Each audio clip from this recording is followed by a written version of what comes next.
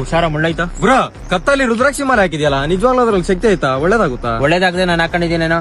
ಲೈ ನಮ್ ಬಾಸೆ ಹಾಕೊಂಡವ್ರೆ, ನಾನ್ ಹಾಕೊಳ್ಳೋದ್ರ ತಪ್ಪೇನೋ? ಯಾರು ಗುರು ನಿಮ್ ಬಾಸು?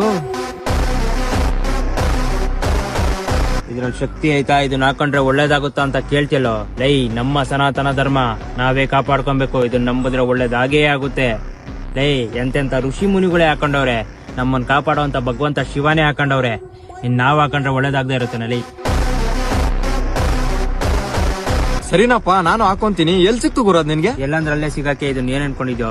ರುದ್ರಾಕ್ಷಿ ಕರಿಂಗುಲೆ ಮಾಲೆ ತುಂಬಾ ಪವಿತ್ರವಾದದ್ದು.